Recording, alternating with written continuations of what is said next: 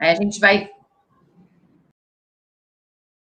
Uau, há quanto tempo? Fazia um tempo que eu não andava por aqui, retornamos hoje, aqui pelo Vida e Cidadania, com uma presença mais do que especial, né? Assim, o grupo do Vida e Cidadania tem feito essas lives aos sábados, como parte do nosso programa de formação política, por entendermos que tudo que a gente tem visto aí de desinformação, que presta um grande desserviço, a gente só poderia responder no campo da informação com qualidade, da formação política, né?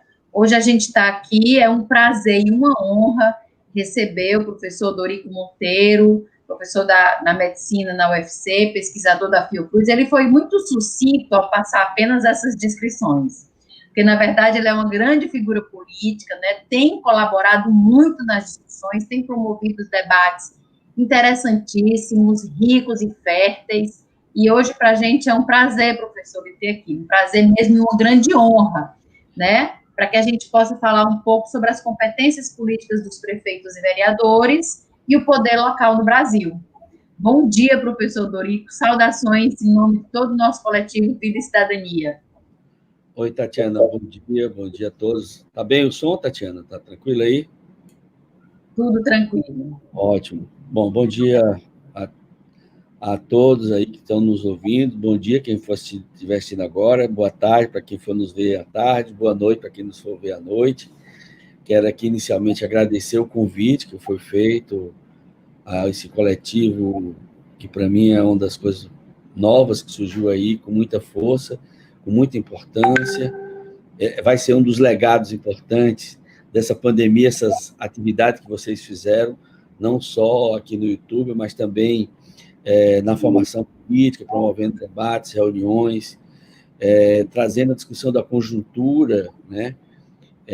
No momento que o país enfrenta uma crise sanitária sem precedente nos últimos 100 anos, uma crise política, uma crise econômica, em muitos momentos durante a pandemia, grandes tensionamentos, produzindo crises institucionais, né? E, inclusive, um momento que o país vive um negacionismo do ponto de vista de discussão de valores, do ponto de vista da ciência, do ponto de vista da própria pandemia.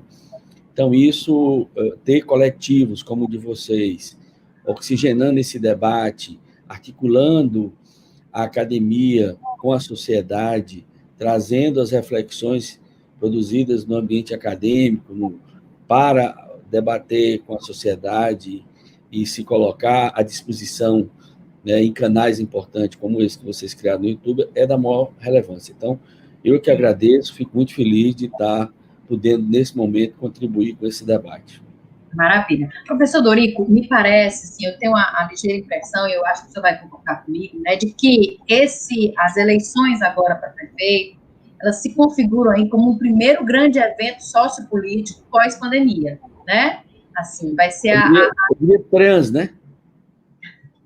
Eu nem falava pós, eu diria trans-pandemia, né? Isso, transpandemia, né? Porque Pandemia.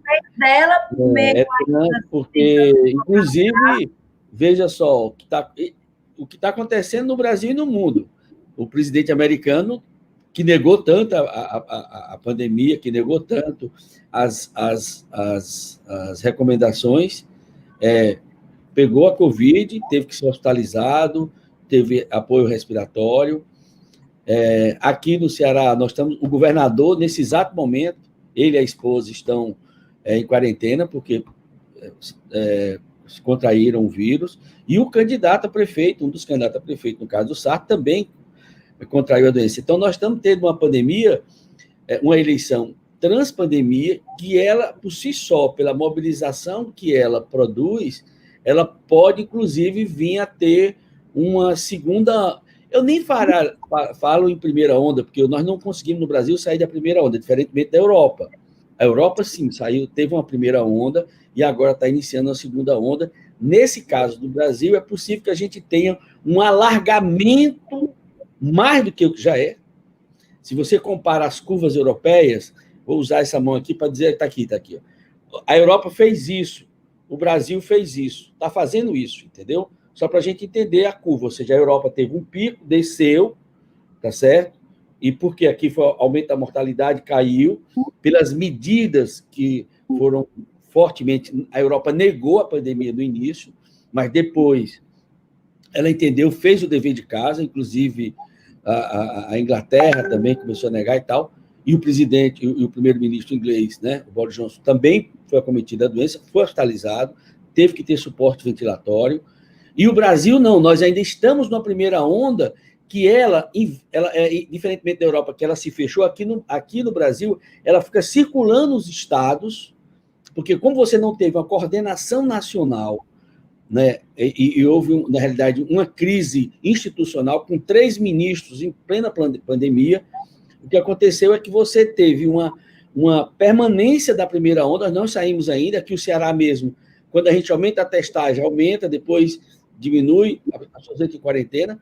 Nós, inclusive, com a central analítica que nós colocamos na Fiocruz agora, que inauguramos durante a pandemia, nós estamos com a capacidade de fazer 10 mil testes de PCR por dia, inclusive estamos fazendo, não só do Ceará, mas de outros estados. Santa Catarina está fazendo exame aqui no Ceará, Sergipe está fazendo exame aqui no Ceará, e nós aumentamos muito a nossa capacidade de testagem. Então, só dizer que essa é uma eleição transpandemia. Uma eleição transpandemia e talvez aí o primeiro grande evento sociopolítico, né? Porque agora as coisas vão se comportar também em termos de proposta, de saídas, de organização de uma maneira diferente, né? Nós temos aí alguns temas importantes, quer dizer, o tema da pandemia, ele reverbera em todas as áreas, na saúde, na educação, na recuperação do processo econômico, né? Então, assim, são temas importantes que a gente vai ter mais ou menos ali uma ideia do que nos aguarda para as próximas eleições também. Então, acredito que essa eleição agora municipal, né, é uma eleição de grande importância para a gente sentir um pouco o cenário também, né, assim, do que os partidos e do que as propostas políticas vão tomar aí como rumo, né, Odori? Você poderia sem dúvida. Falar um pouco mais sobre isso para a gente? Sim, sem dúvida, viu, Tatiana? Na realidade, eu diria assim, a primeira coisa que a gente... alguns aspectos importantes, e aí eu vou falar um pouco, eu até trabalhar um pouco essa coisa do poder local, né? Eu vou falar um pouco do poder local, que eu acho que isso é um tema importante. São reflexões, inclusive, eu aprendi a debater esse tema com uma pessoa que vocês já debateram aí no grupo, que é o Laszlo Dobel. Eu era residente em São Paulo, na década de 90, quando a Erondina era prefeita, e ele era uma pessoa que tinha um papel importante sobre esse debate, sobre essa discussão. Foi um momento, inclusive, que logo ali, pós-Constituição de 88, onde as primeiras grandes experiências de democracia, as primeiras experiências de orçamento participativo, as primeiras grandes experiências de estruturação de conselhos de saúde, conselho de educação, de assistência social, nasceram nos pequenos e médios municípios do Brasil, e essa questão do poder local é algo extremamente importante. Eu, inclusive, sem querer sair do tema do Brasil, mas esse é um tema caro, né? E que ele tem um desenho muito forte no Ocidente, que tem se constituído nos últimos, digamos assim, 500 anos, e muito forte também no Oriente. Quer dizer, você pega a Índia, um país que as castas, né, passam a ter, inclusive, esse diálogo, essa fortaleza com a questão do poder local. Eu diria que uma das coisas, muito exemplo, né, de como a resistência em relação ao poder local foi a Guerra do Vietnã. Né? Quer dizer, você pega a forma como os Vietcong, a forma como a resistência local ao império naquele momento se deu, foi algo extremamente importante. No caso das Américas, eu diria que assim, a gente tem 3 cortes, como é que o poder local foi estruturado aqui. Né? Quer dizer, de certa forma, o feudalismo na Europa, ele construiu também um redesenho, né, com a queda do Império Romano, e o próprio feudalismo foi uma estruturação de organização de estrutura de poderes, né, localizada em cada feudo. Nas Américas, eu acho que com os descobrimentos, né, com a estruturação das colônias aqui, nós passamos a ter 3 estruturas. Eu acho que a estrutura inglesa, que é muito forte no mundo americano, de como é que se estrutura o federalismo, inclusive americano, o modelo hispânico e o modelo português. Os portugueses, eles tiveram que construir, na questão do poder local, uma grande aliança, né, para a manutenção da colônia, porque eles tinham pouca gente, tinham que... Quem chegava aqui, então, vieram as capitanias hereditárias, depois eles foram quebrando. Mas todo esse poder local que foi construído no Brasil durante todo esse período era de ficção, ou seja, na realidade, era um poder estruturado em estruturas de coronéis, né? A palavra coronel que vem... Então, isso é muito forte na estrutura do poder local que vem da colônia até hoje. No caso do Brasil, nós tivemos um outro agravante, que nós somos um império. O Brasil foi o único país que a coroa veio para o Brasil, voltou, mas deixou o herdeiro, tá certo? E teve um império, um país, em tese, independente, com 80 anos de império. Então, nós criamos um império escravocrata que, para ele manter toda a sua estrutura de poder, ele fortemente tinha que ter, no poder local, uma legitimidade de aderência a ele. Qualquer resistência a isso, eles, como é o caso de Canudos. Canudos você pode ter entendendo que foi alguma ilha de pessoas, de sua organização social, que quis se rebelar e ter uma autonomia local, que foi rebelada, da forma que foi, a coisa mais absurda que a gente conhece bem essa história. E aí, quando vem a República, você vê uma estrutura de organização da República que cria toda uma estrutura de subserviência do poder local ao poder central, né? Mas, queira ou não, essa coisa da forma como a Constituição republicana foi estruturada, esse desenho federativo brasileiro da União, Estados e Municípios, ele foi dando legitimidade dentro do processo constitucional brasileiro. Veio a ditadura Vargas, né? Eu recente, há um tempo atrás, eu fui uma atividade na Câmara Municipal de Vereadores de Aracati, e aí você vê a quantidade de prefeitos que foram interventores, né? Então, a estrutura que se construiu, a cultura política do poder local no Brasil sempre foi a do interventor, ou do coronel, na época da colônia, na época dos portugueses, tá certo?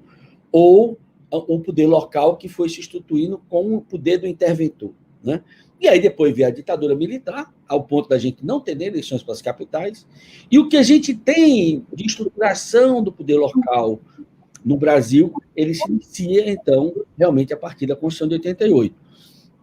E aí a Constituição de 88, ela traz questões importantes que nós precisamos, digamos, de certa forma, trazer agora para esse debate aqui, que é reflexo disso. Se, de um lado, a Constituição de 88, ela consagrou esse modelo federativo brasileiro, que é o único no mundo, é importante que a gente saiba disso. Isso é realmente um desenho, não dá para dizer, né? Eu nem gosto de fazer que é a jabuticaba brasileira, porque senão pode dar um sentido pejorativo, né?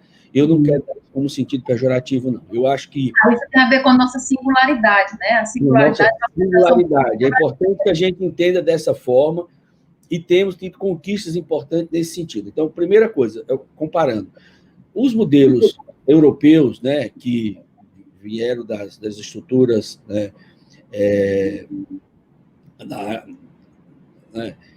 de toda a estrutura dada em função do feudalismo, da construção das realezas, né, dos impérios, da estrutura, seja francesa, seja britânica, eu diria que eles já em 1100, né, João Sem Terra, lá na Inglaterra, por exemplo, na rebelião lá, que é muito escrita no filme Robin Hood e tal, que isso ficou essa coisa assim de como a sociedade civil delimita o espaço da realeza ao ponto de que chegou hoje, que a gente diz o tempo todo que a rainha da Inglaterra reina, mas não governa.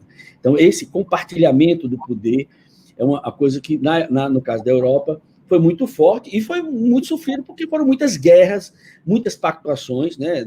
Isso não é uma coisa que a gente sabe. Mas a estrutura do poder europeu, ela não tem a descentralização política administrativa para o nível local. certo? Alguns países, como a França, é um país unitário, então em qualquer parte da França, o médico é do governo francês, a professora é do governo francês. A descentralização ela é administrativa e financeira. Você tem descentralização, mas ela é administrativa e financeira, não é política.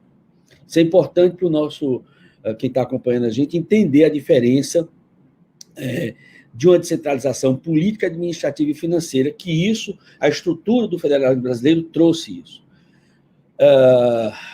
O modelo americano, ele não tem um município, o município não existe essa estrutura, você tem as cidades e você tem o estado, e os estados são muito fortes, tá certo? Você tem o condado como um espaço de administração, que aí tem muita área cinzenta entre o condado e a cidade, mas os condados são, sim, uma estrutura muito forte nos Estados Unidos. No Canadá, você tem as províncias são muito fortes também, as cidades são fortes em algumas áreas. Mas, por exemplo, a saúde do Canadá não é municipalizada. O secretário da Saúde de Montreal, da cidade de Montreal, não gerencia nenhum serviço. Quem gerencia é a província do Quebec. E aí tem uma regional de saúde, que é uma regional de saúde, que faz a parte administrativa e financeira, mas quem decide tudo é o Ministério da Saúde do Quebec, por exemplo, e assim vai para Ontário, assim vai para as outras províncias, porque fortemente a província. Na América Latina, como regra, você tem departamentos, você não tem estrutura, você tem as cidades, mas também não há uma descentralização, isso é importante, você muitas vezes desconcentra, mas não descentraliza. Essa descentralização que nós conquistamos na Constituição de 88 é algo singular, muito importante isso. Então, nós somos o único país que tem esse modelo, União, Estados e municípios. Essa descentralização, Dorico, qual é o maior benefício, né? Assim, qual é a maior contribuição dessa descentralização para o poder local, né? Tanto em termos de desenvolvimento das políticas públicas, quanto em termos de desenvolvimento econômico dos municípios? Pronto. Eu vou falar um pouco, primeiro, como é que se estabeleceu 88, depois vou falar um pouco dos problemas e vou falar um pouco depois dos ganhos, tá? Então, eu diria que uma coisa importante, né, e uma Constituição, para ela se constituir, para ela se estruturar, para ela ser colocada na sociedade, ou seja, todo o processo constituinte, ele tem que ser por consenso. E a nossa Constituição, ela teve um consenso importante, mas eu diria que o Centrão, que era o grupo que ainda hoje é o tal do Centrão, fica como, né, mas é um grupo que fica de centro-direita, ele teve que ceder algumas coisas, mas eles não cederam em outras. E a centro-esquerda teve algumas conquistas. Eu diria que uma das conquistas importantes é a questão da Seguridade Social. E uma das coisas que foi mantida, que ainda hoje a gente não conseguiu fazer, é uma reforma política. Então, eu diria que o fato da gente não ter mexido na questão do desenho político, da gente não ter discutido a questão dos partidos, da gente não ter discutido a questão da democracia participativa, da gente não ter discutido como é que isso terminou aquele modelo de município. Então, a gente descentralizou as políticas públicas, mas como a gente não teve um rearranjo político novo, certo? Então, a gente descentralizou um conjunto de políticas para os municípios, que foi uma coisa extremamente importante, mas os vícios, né, da cultura do poder local, do autoritarismo, da cultura do coronel, da cultura do favor, da cultura da subserviência, da cultura do mandanismo, ela perdurou, certo? Então, isso é muito importante a gente ter uma clareza que isso é uma herança que a gente teve da Constituição de 88, né? Ou seja, esse modelo, digamos, de poder local ligado às estruturas, né? A questão do curral eleitoral que a gente usa era literalmente isso mesmo, ou seja, chegavam as eleições, quando eram eleições praticamente só para dar satisfação, as pessoas chegavam e uma forma do coronel ter um local que ele separasse as pessoas para ir votando nas urnas que ficavam no terreiro da casa dele, as pessoas ficavam dentro do curral e ia liberando as pessoas para ir votando de acordo com quem chegava, e aqueles que estavam em dúvida, ele ia conversando de um lado e do outro. Então, aí nasce a figura dos coronéis, dos currais eleitorais. Essa cultura, infelizmente, ela está sendo ainda muito forte. Por quê? Porque nós não fizemos a reforma política, porque a gente mantém a estrutura dos partidos ainda hoje do mesmo jeito, porque as eleições terminam não sendo um espaço de debate programático. E aí você teve também, então você tem, eu diria que assim, então essa dívida da Constituição de 88, de não ter produzido... A gente, inclusive, tende, né, Rodrigo, a gente, inclusive, tende a dar muita importância, a discutir, a conversar muito sobre eleições presidenciais, por exemplo, e as eleições municipais a gente vai tratando, talvez, com menos importância, né? Exatamente. E aí você está dizendo, toda a base da corrupção, ela começa exatamente ali, por exemplo, na Câmara dos Vereadores, uma figura a quem a gente também não dá muita importância, né? A gente precisa saber realmente. Exatamente. Então, dito isso, essa dívida, e eu sempre faço questão de ressaltar, a gente fala muito da Constituição de 88 como sendo uma Constituição extremamente importante, a Constituição cidadã, que criou o SUS, que criou a Seguridade Social, que teve uma série de conquistas, fortalecimento da democracia, mas ela tem uma dívida, e essa dívida ainda hoje não foi, não se tem, porque... Por isso que eu, inclusive, sempre defendo uma constituinte para a reforma política. Porque toda vida que se vai discutir reforma política na Câmara, qualquer deputado e qualquer senador só faz uma conta. Qual é o modelo que eu posso voltar? Ele não quer discutir o melhor modelo para o país, ele quer discutir qual é o modelo que ele se prejudica menos. E essas mudanças na reforma política brasileira elas estão sendo incremental e muito lentas. Por isso que eu sempre defendi uma constituinte soberana para a discussão da reforma política. Você fazia uma constituinte, ela discutia a reforma política brasileira e depois ela se dissolvia. Porque ela não vai ter compromisso de... A pessoa se elege para ser constituinte da reforma política, tá certo? Isso é uma discussão que a gente... os setores da igreja colocaram de forma muito forte em 2014, eu mesmo defendi isso, mas aí, quando a Câmara morre qualquer alternativa, os partidos não abraçam isso, porque aí também tem essas acomodações que os partidos vão fazendo, então eu diria que isso é um debate, inclusive, que eu estou querendo levar agora para... Acho até que é um debate muito mais para a sociedade do que para os políticos propriamente ditos, né? Assim, quando eu me refiro a político, aqueles de carreira, né? Por quê? Mas eu acho que a gente tem que tentar, eu acho fazer um esforço de que isso entre, pelo menos, na agenda dos partidos de centro-esquerda. Acho que é muito importante que os partidos de centro-esquerda abracem esse debate de uma constituinte para a reforma política. Porque o grande problema é que a gente descentralizou as políticas, aí eu vou falar um pouco sobre essa questão do poder local e os ganhos que nós construímos a partir de 88. Posso falar do caso da saúde, da educação e da assistência social, acho que são 3 políticas importantes, mas eu diria que o que atrasa é que, na realidade, a cultura política da herança, da moral estruturada, da moral que foi plasmada em todo o processo da colônia portuguesa, que precisou o poder local muito mais como um arranjo de manutenção do poder central, seja da colônia e seja depois do Império. Depois, a mesma coisa com Getúlio Vargas, nos 15 anos de ditadura, na República Velha, depois na própria ditadura militar, porque aí, como ditadura por si só, já inibe qualquer coisa de participação. E a Constituição de 88, ela construiu e consolidou o modelo federativo brasileiro, da União, Estados e Municípios. Isso é importante, viu, Tatiana? A gente nem fala de nível federal, nível estadual e nível municipal, porque o nível pressupõe uma certa hierarquia. E no Brasil a gente fala de esferas, né? Por quê? Porque a esfera municipal, a esfera estadual e a esfera federal. Aí eu vou dizer para você, esse modelo também, ele criou uma espécie do que eu chamo um monstro de 2 cabeças. Professor Dorico, o que é esse monstro de 2 cabeças em relação a esse desenho federativo brasileiro? Primeiro, a gente transferiu muitas responsabilidades para os municípios, que é uma coisa boa. Então, a gente municipalizou a saúde. O Brasil é o único país do mundo que municipalizou a saúde. Às vezes a gente acha que isso é uma coisa natural. Não. Nós somos o único país com mais de 150 milhões de habitantes com um sistema universal de saúde. Isso é uma conquista importante. 210 milhões, nós somos o maior sistema público de saúde do mundo. Isso é uma conquista importante. Por outro lado, nós somos o único que municipalizou.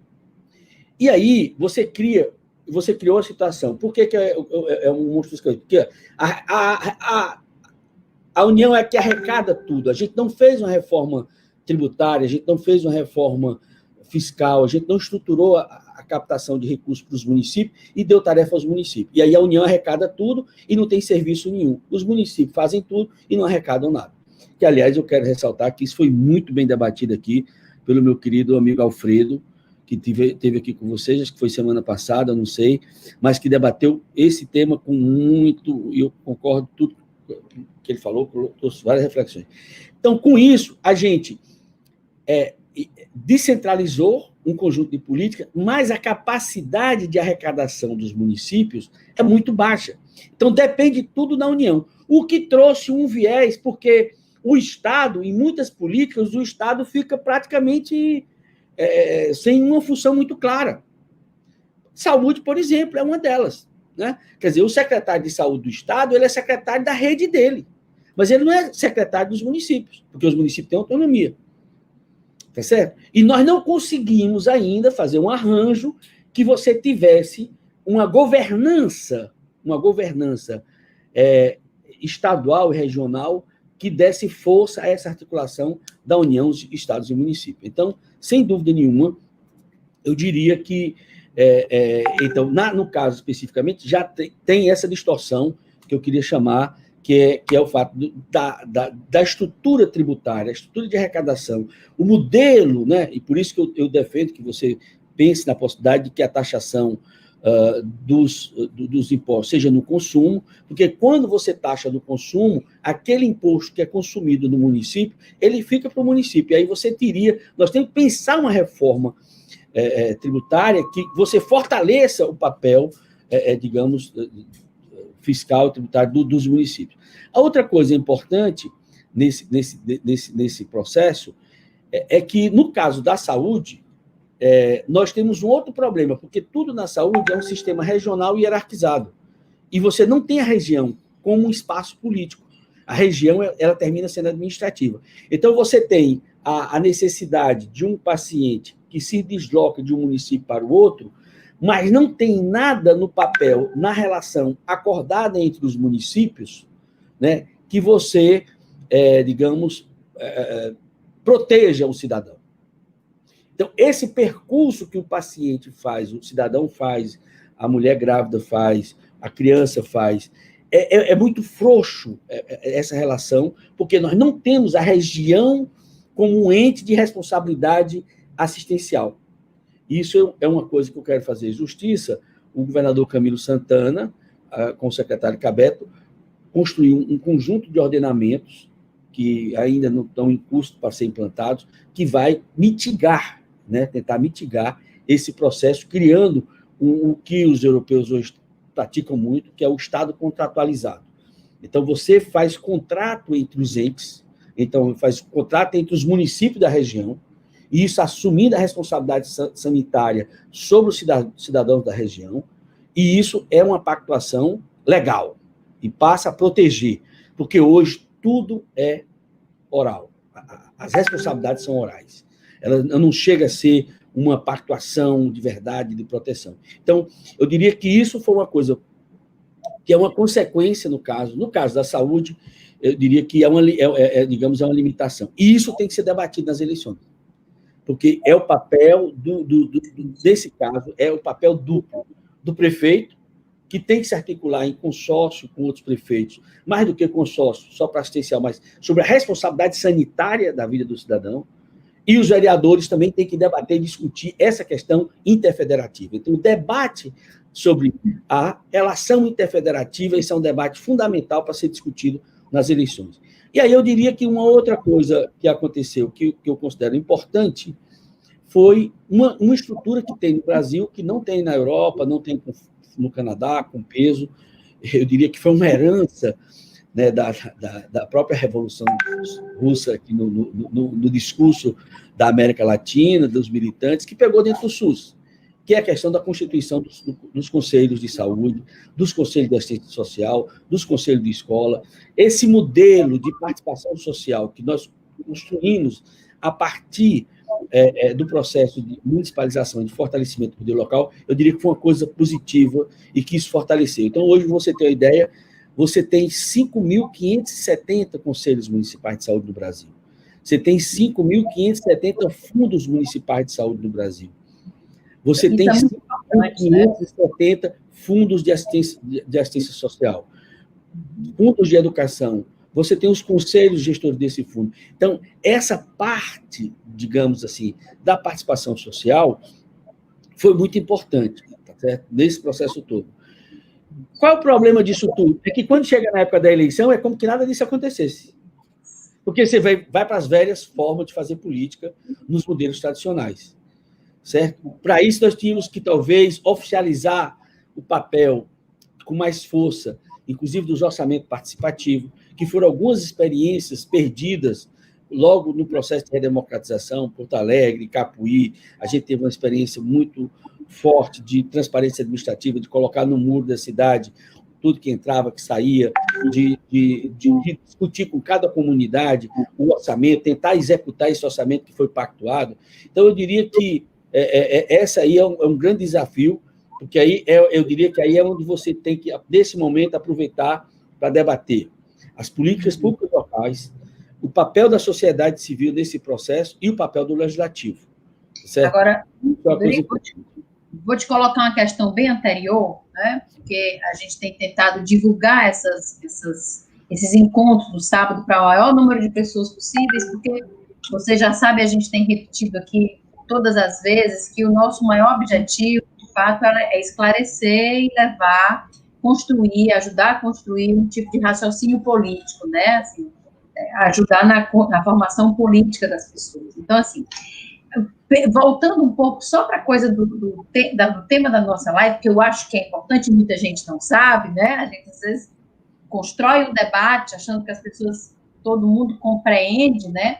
Mas eu acho que a gente precisa falar um pouco de quais são mesmo as competências políticas dos prefeitos e vereadores, né? Quando eu elejo um prefeito e um vereador, quando eu vou escolher alguém que me represente, né? O que o cidadão precisa ter em mente, assim? Porque você sabe também que nas promessas de campanha, né, muita coisa entra ali que não tem nada a ver com a competência nem de um nem de outro, mas eles vão seguindo ali num discurso e numa narrativa de quem vai dar conta de um problema que não lhe cabe, que não está na sua competência, né? Então, para o pessoal que nos assiste, o que é a competência de um prefeito e o que é a competência de um vereador, né? O que eu devo saber antes de eleger esse candidato?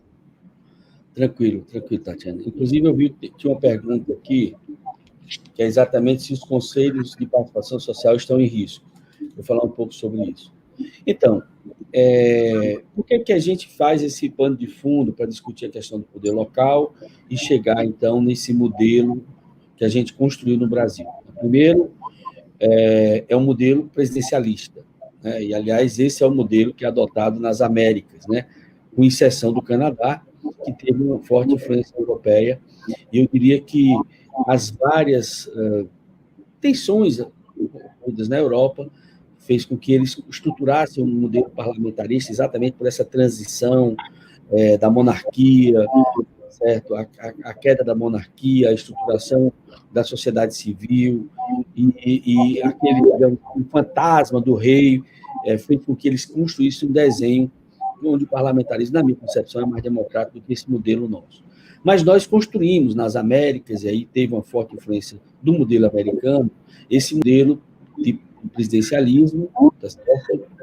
Esse modelo que você tem, no caso da União, a presidência e o Congresso, com duas câmaras, o Senado e a Câmara, e que no poder local, nos estados e nos municípios, você tem os prefeitos e os vereadores, né? Então, você traduz esse modelo de presidencialismo para a União, para os estados e para os municípios, né? E agora, no caso do Brasil, nós temos as eleições para o governo e para a União a cada 4 anos, e a cada 4 anos eleição para os prefeitos, intercaladas a cada 2 anos, né? Então, esse ano nós vamos eleger 5.570 prefeitos, e aí eu acho que mais de quase 70 mil vereadores, em todo o país.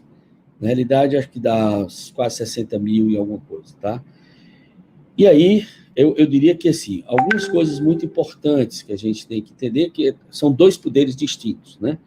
Um é executivo, o outro é legislativo. Então, a primeira coisa é essa. Então, por exemplo, nenhum vereador pode fazer campanha, por exemplo, eu vou asfaltar essa rua, eu vou construir aqui um hospital, eu vou aqui construir um posto de saúde. Não, o papel do vereador não é isso. O papel do vereador, ele traduzindo aquela discussão, a Câmara de Vereadores é a Casa do Povo, a Câmara é o espaço da representação da sociedade, que o vereador é votado para o legislativo, que faz as leis, que discute o orçamento, que fiscaliza as contas do prefeito.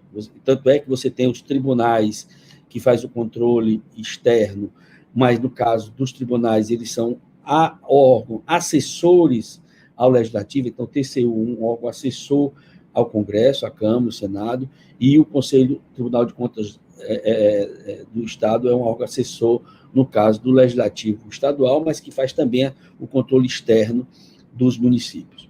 Então, o papel do vereador, ele está no espaço legislativo de leis, né? Então, ele está nesse espaço, né? Agora, como é que cada vereador vai se comportar, aí também é outro debate. Quer dizer, o conjunto da Câmara de Vereadores, ele tem um papel que está no campo do legislativo.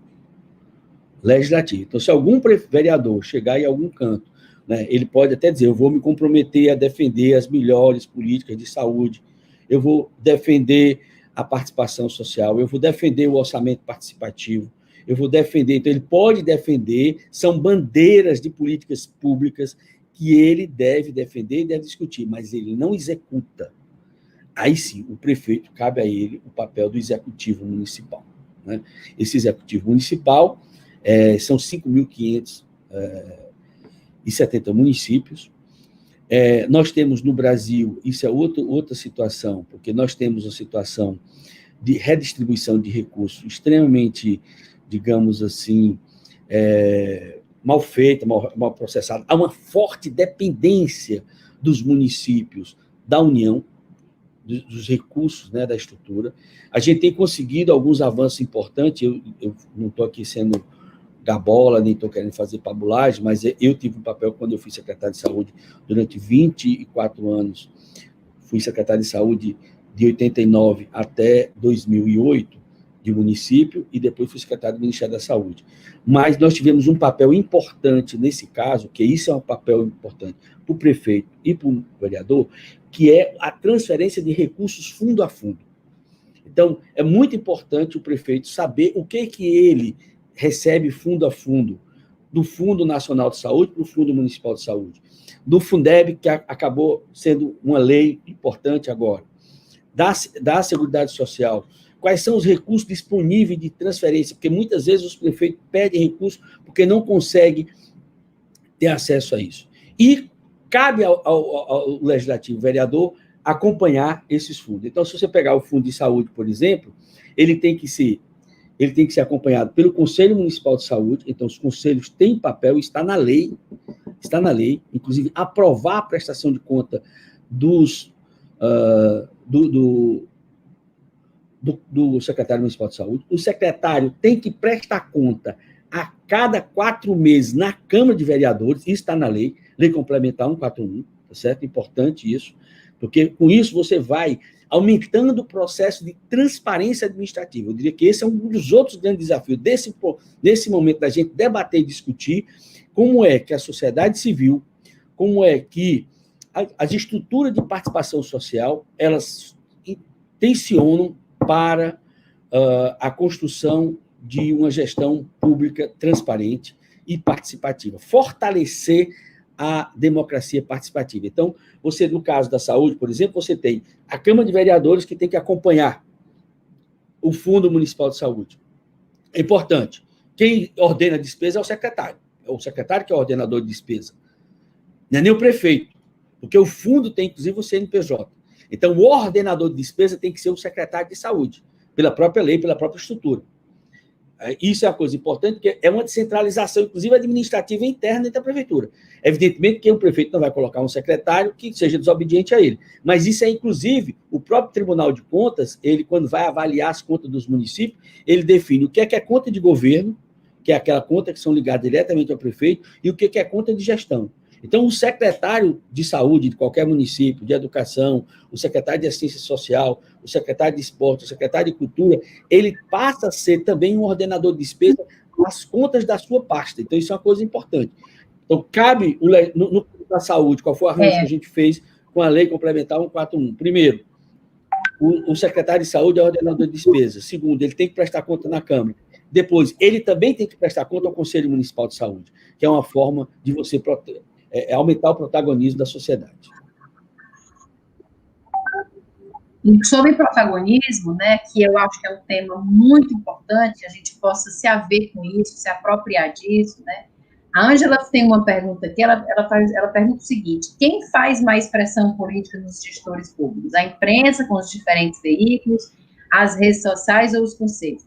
As redes sociais, já acho que entraram aí, né, tirando a história toda das fake news, mas elas entraram como um elemento importante, né, no ordenamento, no controle, no acompanhamento dessas políticas, dos recursos destinados a essas políticas, mas nada como a velha e boa participação ali no corpo a corpo, né, Eudorico? Assim, eu vim de uma cidade, eu morei um tempo numa cidade no sul do Mato Grosso do Sul, chamada Naviraí, viu? E nessa cidade, dia de segunda-feira, tinha os encontros, né? Então, era um programa que estava na agenda do naviraense, era ir para a Câmara dos Vereadores, acompanhar os debates, acompanhar o que eles estariam colocando em votação. Então, assim, havia ali, eu acho que foi uma experiência que eu vivi, uma experiência mais próxima do que seria, de fato, a gente pensar a política, né? Porque havia, sim, ali a participação popular direta, que não era só na eleição, mas que estava para além dela, né? Estava nessa coisa do acompanhamento, do ordenamento,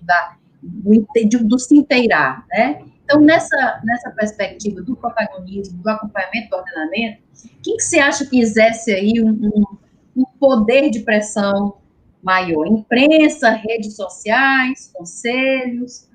Eu diria que, assim, a gente tem que... É muito importante, primeiro, saudar a Ângela Ostristes. Ângela, um abração, minha querida amiga, colega da Fiocruz, que tem feito um trabalho brilhante aí, articulando, viu, Tatiana, o poder local, né? Então, a Ângela exerce aí a interlocução entre os pesquisadores, cientistas da Fiocruz e a articulação com a sociedade local do Eusébio, do entorno da Fiocruz. Isso é uma tradição na Fiocruz. A Fiocruz hoje, por exemplo, no Rio de Janeiro, tem um trabalho fantástico na Favela da Maré, inclusive com intervenções sociais importantes, em parceria com a comunidade, e nós estamos também aqui buscando essa meta de construir essa parceria importante, não só com o Eusébio, mas com a Aquiraz, com o Horizonte, com todos, Fortaleza também. Nós agora estamos estruturando o que a gente está chamando de Distrito de Inovação em Saúde. O Ceará vai ganhar 3 distritos importantes, o Distrito de Porangabuçu, o Distrito do Eusébio e o Distrito de Quixeramobim. Mas, quando a gente fala, embora a gente esteja situada no Eusébio, mas a nossa articulação vai para além do Eusébio, buscando articulação com a Aquiraz, que é vizinho nosso, com o Horizonte. Nós agora estamos fazendo uma parceria importante com o município do Horizonte, com o Caucaia, com Fortaleza. Então, isso é uma coisa importante, e a Ângela tem esse papel fundamental. Parabéns, Ângela. Ângela, eu diria o seguinte, essa coisa é muito interessante a gente analisar também no Brasil por porte de município. Então, nós temos no Brasil 5.570 municípios. Tem 4.000 municípios que têm menos de 20 mil habitantes. Borá, em São Paulo, tem menos de 1.000 habitantes. Então, você tem essas situações, tá certo? Você tem muitos municípios no Rio Grande do Norte que têm menos de 10 mil habitantes.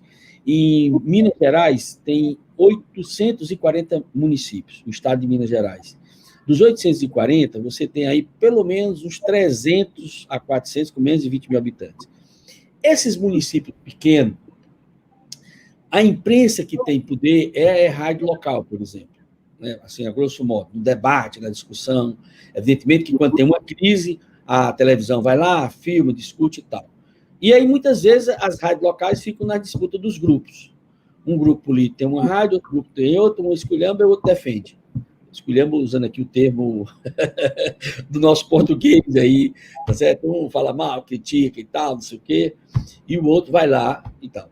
Eu acho que as redes sociais, ela, de certa forma, hoje, ela horizontaram. Qual é a diferença, então, da imprensa para as redes sociais nesse processo? É que as redes sociais, elas hoje têm um papel difuso, sem controle, que é um negócio fantástico. Onde você chega, você tem os adolescentes, e aí é uma coisa importante, que a juventude passou a ter também um papel importante, e eu acho, inclusive, que nessas eleições municipais, são as primeiras eleições municipais que nós vamos ter, onde, principalmente, as redes sociais, né, elas vão ter uma atuação forte, de um lado, e, por outro lado, também os esquemas que foram montados de escândalos internacionais, como o caso das eleições americanas, de manipulação das redes sociais. Então, essa é uma coisa que a gente tem que estar monitorando dos dois lados, né?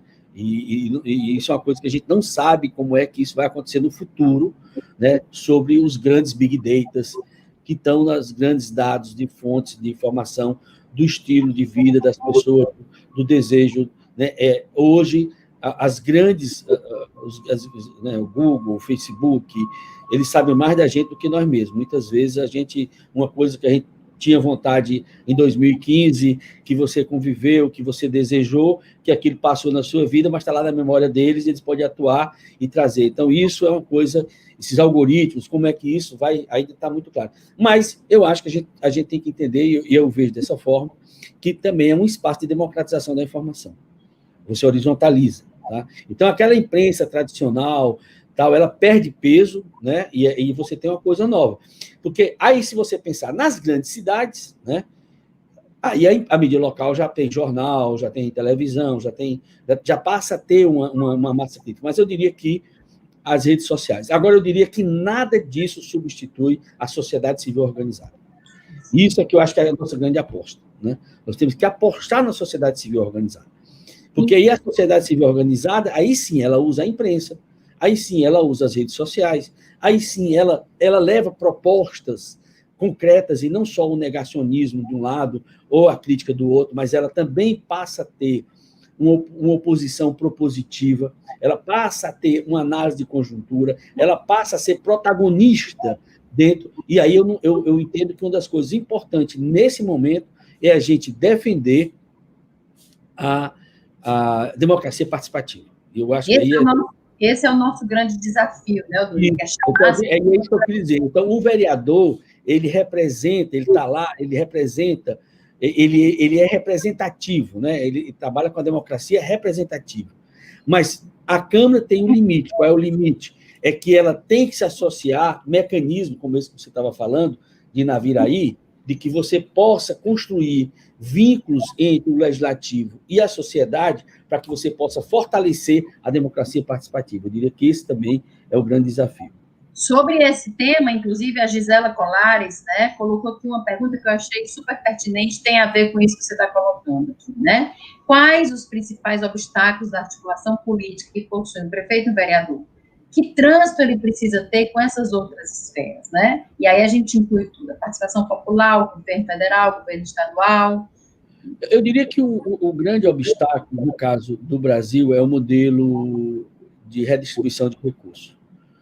Principalmente, há uma dependência muito grande no atual modelo. Isso é uma dívida da Constituição de 88. Né?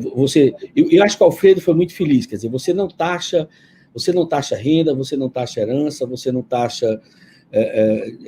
praticamente, você taxa só o consumo, e o que você taxa no consumo, quem paga mais imposto é a população mais pobre, e quem arrecada o imposto desse consumo não são os municípios, basicamente a União e os estados.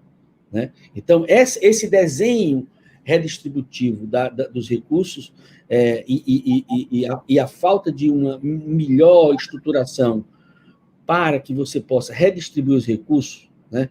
Que você tenha critérios, né, de transferência, levando em consideração a equidade, levando em consideração o IDH, levando em consideração a participação social, levando em consideração indicadores de saúde, que você possa usar a equidade na alocação dos recursos. Ainda hoje, o SUS, por exemplo, não definiu, inclusive, na lei, a questão dos critérios de alocação de recursos. Então, Gisela, eu diria que essa questão da alocação dos recursos é um grande desafio no caso dos prefeitos, né, dos municípios. Eu quero aproveitar e saudar a Gisela também, agradecer ela pelo convite e parabenizar pelas brilhantes intervenções que ela tem feito aqui.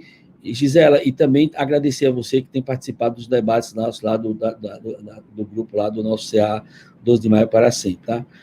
E que trânsito é político. Na realidade, como você não conseguiu, nós não conseguimos fazer no Brasil. Nós fizemos uma descentralização.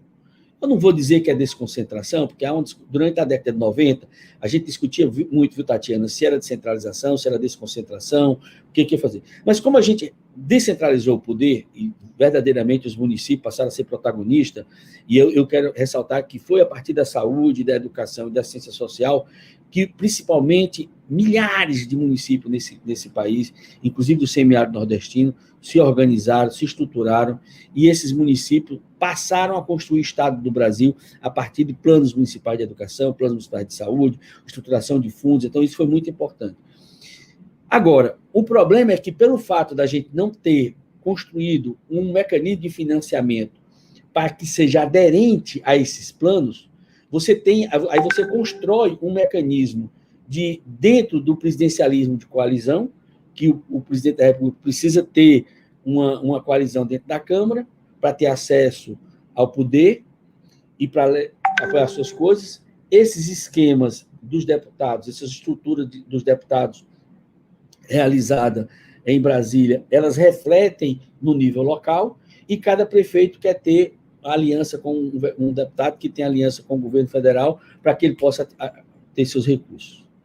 Eu acho que parte disso foi mitigado um pouco com a questão das próprias emendas parlamentares, digamos, impositivas, porque aí passou a dar mais liberdade ao conjunto de deputados da oposição que passaram a ter uma certa isonomia, mas mesmo assim não resolveu. Eu diria que um grande obstáculo, Gisela, é essa questão da descentralização das políticas públicas e não os respectivos recursos aderentes aos planos necessários para cumprir isso.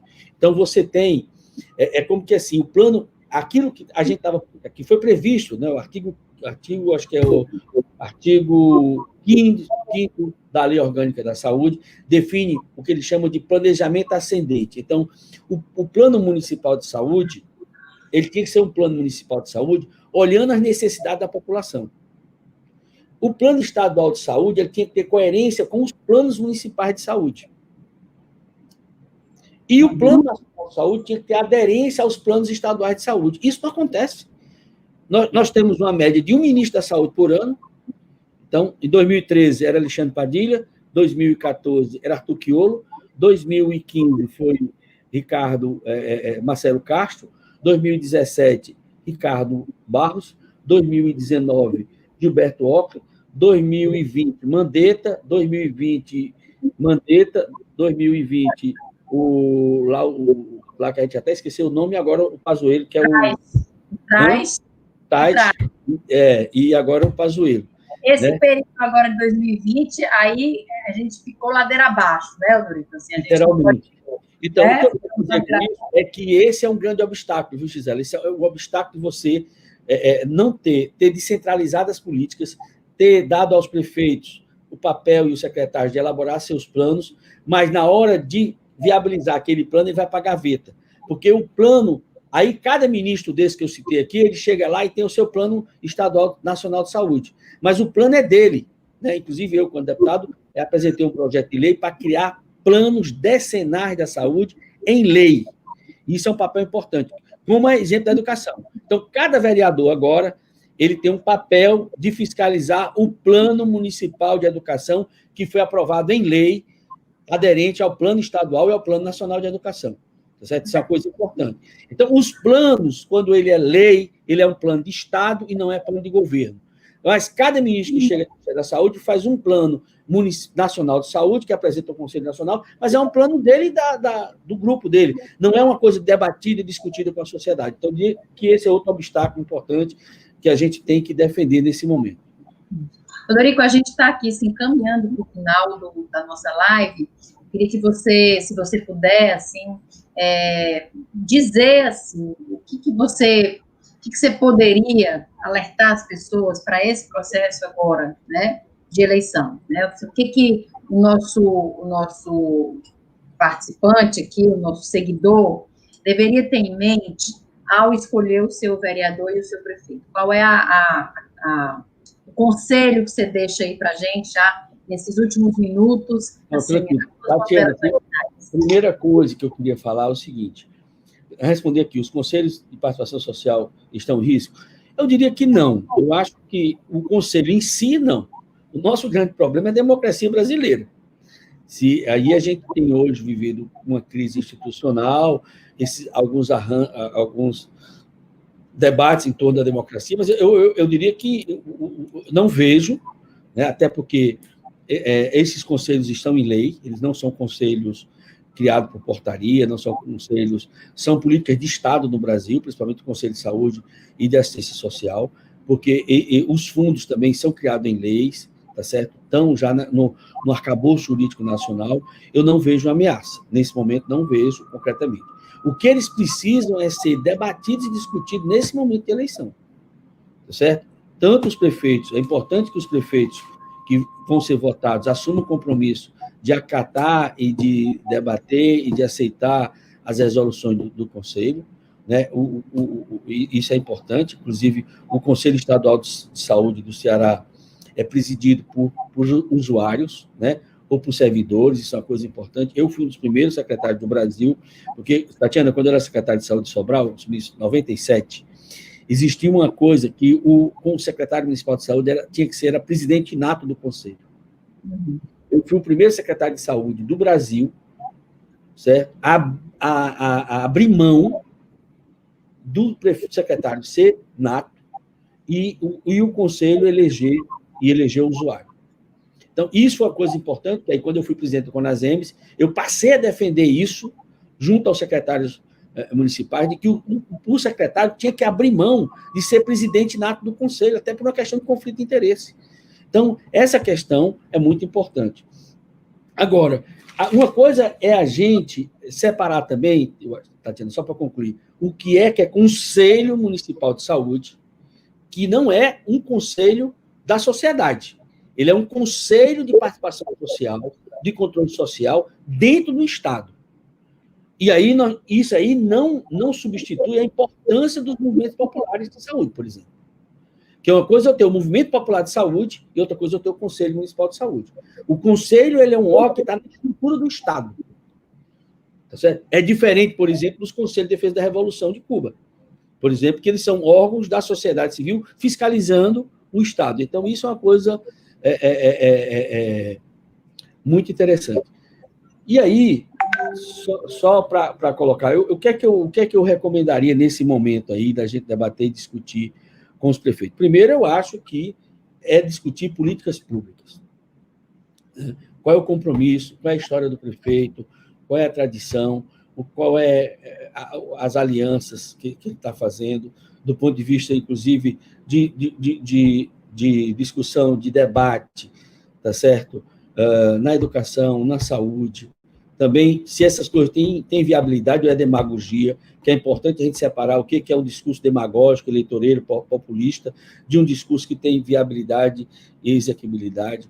Eu acho que para os vereadores, o vereador chegar na sua porta defendendo que vai construir hospital, que vai construir posto de saúde, não queira saber, porque isso não é papel dele, o papel dele está no... Agora, se ele chegar defendendo, dizendo que vai defender o orçamento participativo, aí sim, é importante, porque se o prefeito não tiver iniciativa de fazer um orçamento participativo, quando o orçamento chegar na Câmara, ela pode abrir esse debate com a sociedade e discutir e mexer no orçamento, discutir, debater, denunciar essa coisa toda. Se o vereador dizer que vai criar determinadas coisas que não está no escopo do papel do legislativo, não acredite. Agora, se ele vai defender criação de leis, né, que você discuta a questão do papel, digamos, do Estado na acessibilidade, sim, isso é importante, que você discute o papel da sociedade na disputa de valores da sociedade, que ele vai abrir o mandato dele para ser um mandato popular, tá certo?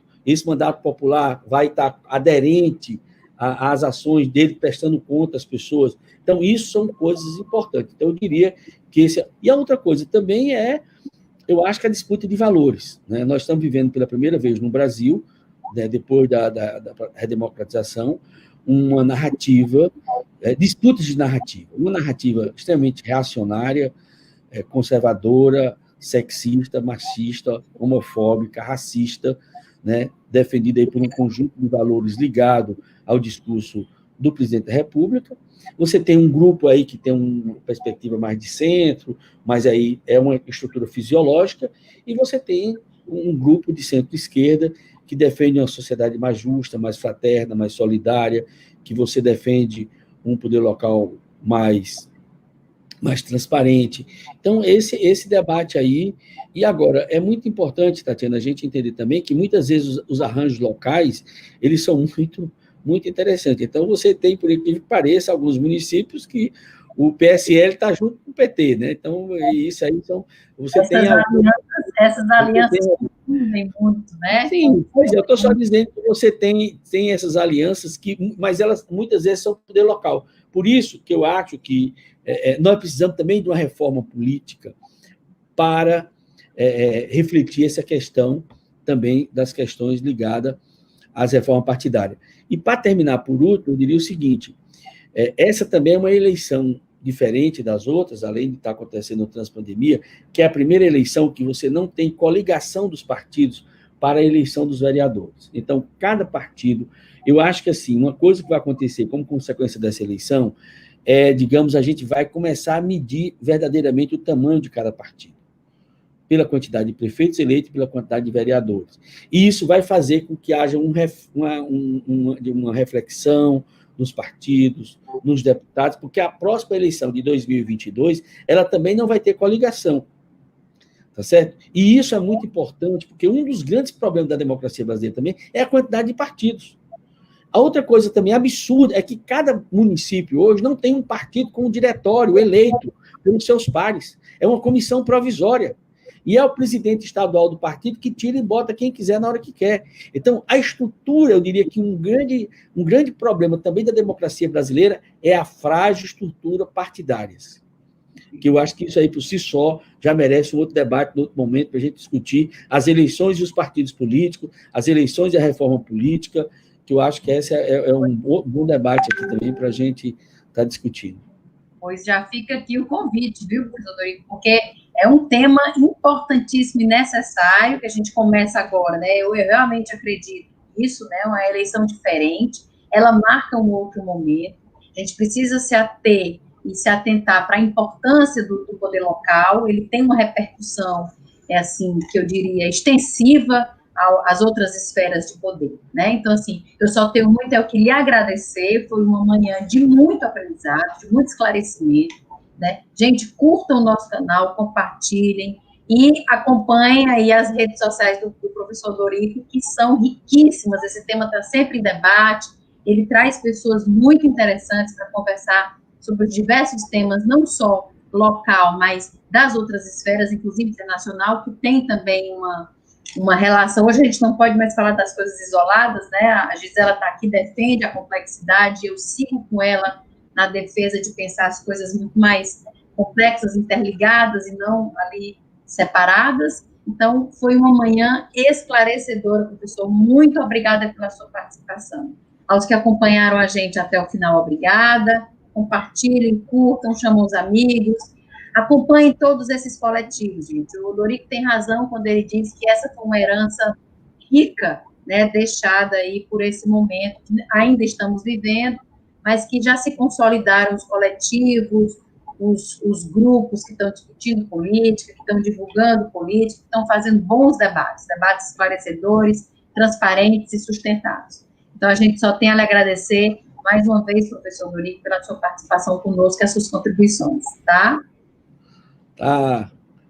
Minha querida Tatiana, muito obrigado. Um grande abraço. Estamos aí à disposição.